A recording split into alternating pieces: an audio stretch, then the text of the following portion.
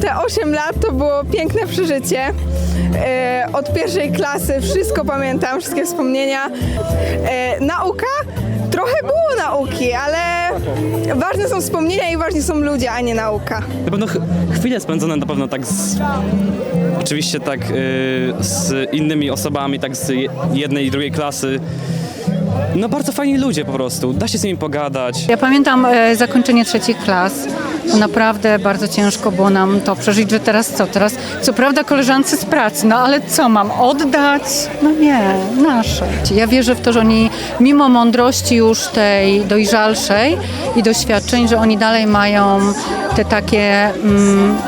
jeszcze to nie mają tych naleciałości, tylko to serce tego dziecka, które przyszło z tą wiarą, że świat jest dobry, że dorośli poprowadzą, że można na nich liczyć, podeprzeć się w cudzysłowie na tym ramieniu, że w nich jest dalej to.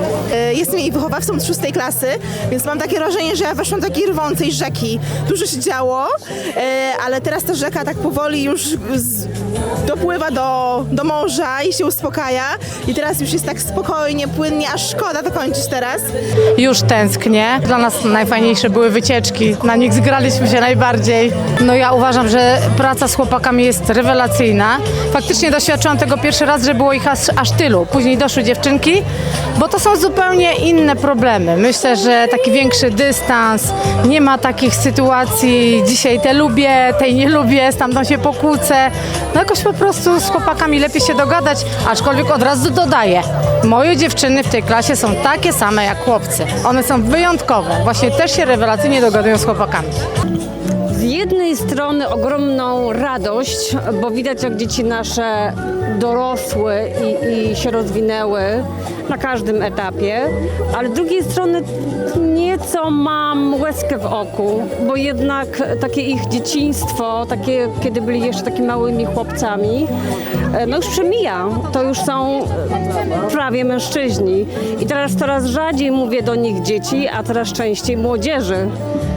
To jest chyba już taki jakiś etap, który chyba jest nieuchronny. Myślę, że jakiś kontakt będzie, ale nie taki mocny, że będziemy się widzieć tak jak w szkole. No i co, trochę smutno, no ale no takie jest życie. Na pewno zapamiętam wszystkie te znajomości na lata, aż do starości, aż do grobu. Kiedy patrzę sobie, bo uczyłem ich pierwszy, drugi, trzeci rok, nie mogę znaleźć naprawdę momentu trudnego, raczej wręcz przeciwnie. Za każdym razem, kiedy przychodziłem do klasy, było coś takiego magicznego, coś fajnego. Szczególnie też, że ta pierwsza klasa, z którą byłem na początku chłopaków, było 9 ich.